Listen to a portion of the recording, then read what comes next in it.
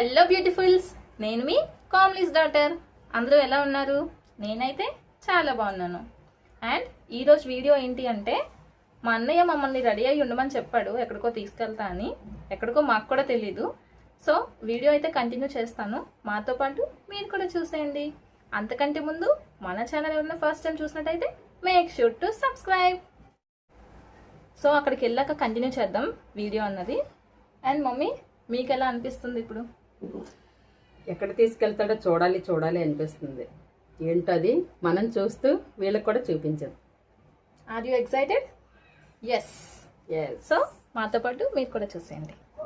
ఇంక మేమైతే తెలుగు తల్లి ఫ్లైఓవర్ మీదుగా వెళ్తున్నాం. ఇంక వెళ్తున్న దారిలో సంపద వినాయకుడి గుడిని కూడా దర్శించుకున్నాం. ఆ రూట్లో వెళ్తుండగా చిన్న ఐడియా అయితే వచ్చింది, కానీ మళ్ళీ అదో కాదో డౌట్. ఎందుకంటే మా వాడైతే చెప్పడు, వెళ్ళిన తర్వాత చూద్దరు అంటాడు. ఇంకా బీచ్ రోడ్డుకి రాగానే నా డౌట్ అయితే క్లియర్ అయిపోయిందండి, మేము ఎక్కడికి వచ్చామో అన్నది. వెంటనే మా బాబు నేను ఇలా మొహం చూసుకొని నవ్వుకున్నాం. ఇంకా మేమైతే బైక్లో వెళ్దాం అనుకున్నాము, కానీ నైట్ టైము త్రిబుల్స్ అని చెప్పేసి మా బాబు అయితే ఊబర్ బుక్ చేశాడు. కానీ ఆ సండే అవటం ఆ ట్రాఫిక్లో ఉండిపోయామండి. ఒక 20 నిమిషాలైనా సరే ఖాళీ లేదు అసలు రోడ్డు. అక్కడికి వెళ్ళిన తర్వాత ఎలా ఉంటుందో అని చెప్పేసి మా బాబు అయితే టెన్షన్ పడ్డాడంట. అసలు మా అమ్మాయి అయితే ఇంకా ఫస్ట్ అర్థం కాక ఎక్కడికి మమ్మీ అని అడుగుతుందన్నమాట. తీరా చూస్తే ఆ జనాలు, బాబు ఏంటండి బాబు కోలాహలం అనుకోవాలి. ఇంకా చెప్పాలంటే ఎక్కడెక్కడి నుంచో వచ్చిన జనాలు ఎలా ఉన్నారంటే మరి ఇంకా చెప్పలేమాట. ఈ ఎండకి చెమటకి అబ్బబ్బబ్బా, ఇంకా దగ్గరికి వెళ్ళి చూసేసరికైతే గేట్ క్లోజ్ చేస్తారండి. చాలా అంటే చాలా డిసప్పాయింట్ అయిపోయామండి. ఇంకా అది చూడగానే మా అమ్మాయి అయితే ఏడుపు మొహం పెట్టేసింది. ఇంత ఎగ్జైట్తో వచ్చాము, ఇక్కడేంటి ఇలా అయిపోయింది అని చెప్పేసి. ఆ పోలీసులు అయితే వెళ్ళిపోమని గోల అసలు. ఎందుకంటే లోపల జనాలు అయితే ఇంకా బయట ఎంత ఉన్నారో లోపల డబల్ ఉన్నారు. వాళ్ళందరినీ ఆ పోలీసులు, ఆ బౌన్సర్స్ పదండి అని తోస్తూ, ఇంకా మీకు ఎలా లేదంటే ఇక్కడ గేట్ దగ్గర ఉన్న వాళ్ళందరూ కూడా అడుగుతున్నారు అన్నమాట.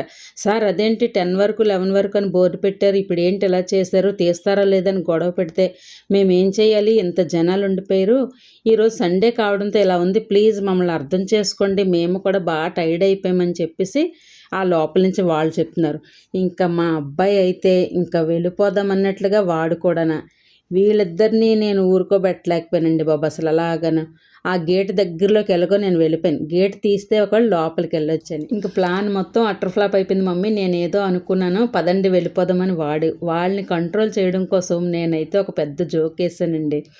ఏంటంటే కుంభమేళలో వాడెవడో పందుపుల్లు అమ్ముకొని లక్షలు సంపాదించాడంట కదా, అలాగా ఇక్కడ చెప్పులు స్టాండ్ పెడితే కోట్లు సంపాదించవచ్చు అని అంటే మా పిల్లలిద్దరూ కొంచెం అలా నవ్వారన్నమాట. చెప్పుల కోసం ఎందుకు అంటున్నానంటే, మేము వెళ్ళేసరికి లోపల నుంచి వచ్చిన వాళ్ళందరూ కూడా చెప్పులు వెతుక్కుంటున్నారండి. అస్సలు పాపం దొరకట్లేదంట. గోల టార్చ్ చేసి ఏవో చూస్తున్నారు, వాళ్ళు ఎతికి వీళ్ళు ఎతికి అని. అది చూసి మేమైతే భయపడిపోయామాట. ఎందుకంటే రోడ్డు అంతా పరిచేసి ఉన్న చెప్పులు, మన చెప్పులు ఎక్కడ పెడతాం, మనం ఎలా వెతుక్కోవాలి అనుకొని నవ్వుకుంటూ సరే అని చెప్పేసి మేము ఒక దగ్గర జాగ్రత్తగా పెట్టాం. కానీ రిటర్న్ వచ్చేటప్పటికి ఆ చెప్పుల దగ్గర డిసప్పాయింట్ అయిపోయిందండి. ఈలోపు ఒక ఆయన అయితే గేట్ దగ్గరికి వచ్చి ఒక్క 5 నిమిషాలు ఉండండి అమ్మా అన్నారు. దాంతో అమ్మయ్య అనుకున్నాం మేము. మొత్తానికి గేట్ అయితే ఓపెన్ చేశారు. మేమైతే నడలేదండో, వాళ్ళే తోసుకొని పోయారు లోపలికి. ఎందుకు గేటు బయట ఉన్న వాళ్ళ కోసం తీయలేదు, లోపల ఎక్కువైపోయారని చెప్పేసి ఓపెన్ చేశారు. కానీ మన జనాలు ఊరుకుంటారా?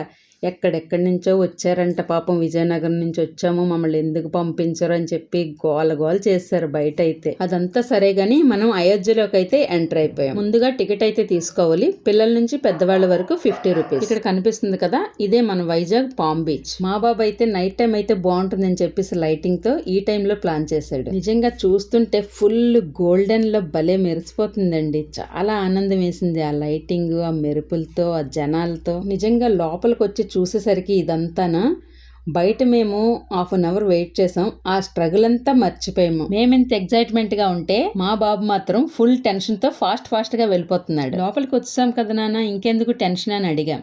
మా ఫ్రెండ్స్ ఇక్కడ బౌన్సర్స్, వాళ్ళు కనిపించట్లేదు అని చెప్పేసి వెతుకుతున్నాను, లోపలికి వెళ్తే ఇంకెంత ఫ్లోటింగ్గా ఉంటుందో అని చెప్పి భయపడుతున్నాను అంతే అని చెప్పాడు. పర్లేదులే నాన్న, ఎందుకు టెన్షను, ఏదోలా అవుతుందిలే అని చెప్పేసి మా బాబుతో అయితే చెప్పాను. సరే కానీ అయోధ్యలో ఎలా అయితే ఉందో ఈ రామ మందిరం సెటప్ సేమ్ అలాగే చేశారు ఇక్కడ. నిజంగా ఎవరికి వచ్చిందో కానీ ఈ ఐడియా అండి, వాళ్ళకి కృతజ్ఞతలు తెలియచేసుకోవాలి. మన దగ్గరికే తెచ్చేశారు అయోధ్యన అనిపించింది. అయోధ్యలో 91 ఫీట్ ఉంటుందంట. సేమ్ అదే హైట్ లో ఇక్కడ ఈ సెటప్ అనేది చేశారు. దీని టైమింగ్స్ అయితే మార్నింగ్ 10 to నైట్ 10 వరకు. 6 తర్వాత అయితే వ్యూ చాలా బాగుంటుంది, ఫుల్ లైటింగ్. అక్కడ ద్వారపాలకుల్లా ఉన్నారు కదా బ్లాక్ డ్రెస్ లో, వాళ్లే బౌన్సర్స్. కానీ మా బాబు ఫ్రెండ్స్ అయితే కనపడలేదు, వాడు వెతుకుతూనే ఉన్నాడు. ఇక్కడ ఈ సెటప్ అంతా మొత్తం వుడ్ తోనే తయారు చేశారు, ఎక్కడ సిమెంట్ అనేది వాడలేదు. ఇంకా లోపలికైతే ఎంటర్ అయిపోయాము. వీడియో తీయడానికి అయితే ఒప్పుకోలేదు, కానీ మా అమ్మాయి అయితే ఊరుకుంటుందా, ఎలాగోలాగా చిన్న క్లిప్ అయితే తీసేసింది. ఫైనల్లీ బాలరాముడిని అయితే దర్శించేసుకున్నాం. బాలరాముడు అన్నందుకల్లా అంత పెద్ద సెటప్ లో బాలరాముడిలాగే ఉన్నాడండి బుజ్జిగా. ఇంకా బయటకు వచ్చే టైంలో ఆ బౌన్సర్ అయితే కనిపించాడు. ఫోటో కూడా తనే తీసాడు, దగ్గరుండి తీసుకెళ్లాడు లోపలికి. అక్కడైతే ఫొటోస్ వీడియోస్ ఎలో లేదు. నాకు మా అమ్మాయికి అయితే చాలా ఆనందం వేసిందండి. మనకు ఆ ఫొటోసే కదా మెమరీ, అందులోని అంత జనంలోని మనల్ని దగ్గరుండి లోపలికి తీసుకెళ్ళాడు కదా, అది చాలా హ్యాపీ అనిపించింది. ఇంకా అలా బయటకు వచ్చి పావు బాజీ అయితే తీసుకున్నాము. ప్లేట్ 100 రూపీస్ అంట. సరే కదా అని తీసుకుంటే ఏమి టేస్ట్ లేదు అస్సలు. ఇంకా పక్కనున్న పానీపూరి కూడా తీసుకున్నాం. నెక్స్ట్ పల్లీలు తీసుకున్నాం. లోపల రేట్లే కానీ అంత టేస్ట్ అనేది లేదు. మా బాబు అయితే అప్పుడు మాట్లాడుతున్నాడు అన్నమాట అంతానో, ఎందుకంటే ఆ బౌన్సర్ కనిపించేసరికి హ్యాపీ అయిపోయింది. మమ్మీ మీరు నమ్మరేమో అని చెప్పేసి నేను ఎంత టెన్షన్గా ఉన్నానో, వాడు ఫోన్ కూడా అవ్వలేదు, లోపల ఎక్కడో ఉన్నాడు. తీరా వచ్చేసరికి ఆ గేట్ క్లోజ్ అయిపోయింది, ఇంకా తీయడేమో అనేసి టెన్షన్తో ఉన్నాను. ఇంకా చెల్లి అయితే నన్ను ఆడుకుంది అప్పటికి, నీ ఎక్కడికి తీసుకొచ్చావన్నయ్యా, ఎలా తీసుకెళ్తున్నావన్నయ్య అని చెప్పేసి. ఇంక ఇప్పుడైతే నేను రిలీఫ్ అయిపోయానని చెప్పేసి చెప్పాడు. ఇంకా మొత్తానికైతే బయటకు వచ్చేసాం మొత్తం చూసి. ఆ చెప్పుల దగ్గరకు వచ్చేసరికి నా చెప్పులు మాయమైపోయావండి. చాలా అంటే చాలా డిసప్పాయింట్ అయిపోయాం. ఎందుకంటే నేను ఇలా పెడితే పోతాయని బోర్లించి పెట్టాను చాలా జాగ్రత్తగా. మా పిల్లలు అప్పటికి కూడా నవ్వారు, ఎవరమ్మా చెప్పులు ఎత్తుకుపోతారని చెప్పేసి. లేదు నాన్న పోతాయి, నావి కొత్త చెప్పులు అసలుకి అని చెప్పి చాలా జాగ్రత్తగా ఇరకలోని దాశాను. అవే లేవు, మా పిల్లలవైతే ఉన్నాయి. కానీ చెప్పులు లేకుండా ఎలా వెళ్తామని చెప్పేసి చూస్తే ఎక్కడా లేవు. కానీ అందరు చెప్పులు అయితే చిందర వందరగా ఆ అయోధ్య గేట్ నుంచి బీచ్ రోడ్డు వరకు చెప్పులే అసలు. మరి ఒకరికొకరు తన్నుకొని వెళ్ళిపోయారో ఏంటో కానీ అవన్నీ చెప్పులే. నాకు మాత్రం చెప్పులు లేకుండా పోయాయి. మా పిల్లలైతే పోనీ అమ్మ మళ్ళీ కొనుక్కుందాం పదండి అని చెప్పేసి తీసుకొని వచ్చేసారు. ఇంకెంత దూరం వచ్చిన తర్వాత బీచ్కి వెళ్ళకపోతే ఎలాగని చెప్పేసి బీచ్కి కూడా వచ్చేసాం. మమ్మీ ఎక్కడికి వచ్చాము ఇప్పుడు? RK beach. RK beach. Time ఎంత అవుతుంది? నీ దగ్గర లేదా టైం? చెప్పండి, టైం ఎంత అయింది? 9:20. 9:20 అయ్యింది గైస్. ఇప్పుడైతే మేము బీచ్లో ఉన్నాం. చాలా చల్లగా ఉంది.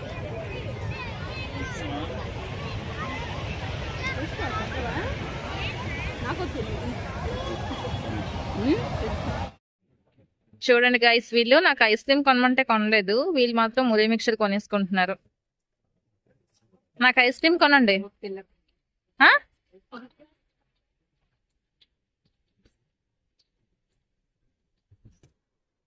చూడండి ఈ టైంలో కూడా ఎంత మంది ఉన్నారో అసలు బీచ్ లో.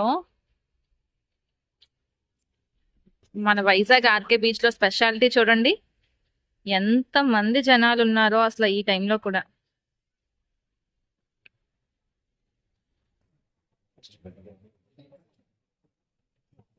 చూడండి టైము 9:30. నీకు ఈ టైమే కదా ఇష్టం? ఎస్, నాకు ఈ టైమే ఇష్టం గైస్. ఇప్పుడు వెళ్ళిపోతున్నా సరే మమ్మీని మళ్ళీ బ్యాక్ తీసుకొని వచ్చాను బీచ్కి వెళ్దామని చెప్పి. ఈ టైంలో బీచ్ చాలా బాగుంటుందని చెప్పి తీసుకొని వచ్చేసాను. ఇంకా బీచ్కి వెళ్ళిన తర్వాత ఆ వాటర్లోకి వెళ్లకుండా అయితే ఉండలేము. నా మనసు అయితే అస్సలు ఒప్పుకోదు. మా పిల్లలు రమ్మంటే వాటర్ తడిచిపోతుంది, కాళ్ళు ఇసుక అంటుకుపోతుంది అని చెప్తారు. నేనైతే వెళ్ళి ఫుల్గా ఎంజాయ్ చేస్తాను. ఒక పావు గంట అయినా సరే నాకు చాలు. నేను ఆడుతుంటే వెనకదులుండి వాళ్ళు ఎంజాయ్ చేస్తూ ఉంటారు. రమ్మంటే మాత్రం అస్సలు రారు.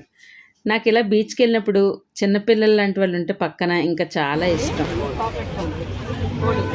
కావాలా నీకు?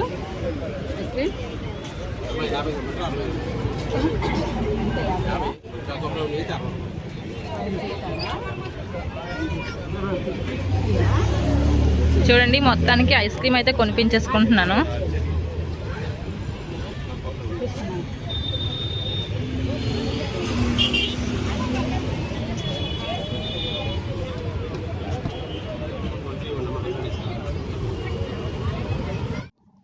ఇంకా ఫైనలీ ఇంటికైతే వచ్చేసాము.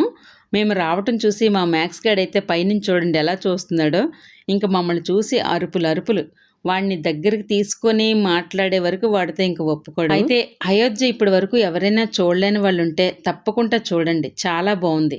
మనం అంత దూరం వెళ్ళి చూడాలి అనుకుంటే మనకి చాలా కష్టం. అలాంటిది మన దగ్గరలో తెచ్చి పెట్టారు అనంటే అంత పెద్దగా చక్కగా చాలా బాగుంది.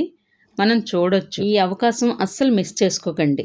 చూడలేని వాళ్ళు ఉంటే తప్పకుండా చూడండి. నా సజెషన్ అయితే ఈవినింగ్ 6 తర్వాత వెళ్తే చాలా బాగుంటుంది ఆ లైటింగ్తో. ఈ వీడియో నచ్చినట్లయితే లైక్ చేయండి. ఇంకా ఎలాంటి వీడియో కావాలో కామెంట్ చేయండి. మరో వీడియోలో కలుద్దాం. Thank you for watching. జై శ్రీరామ్.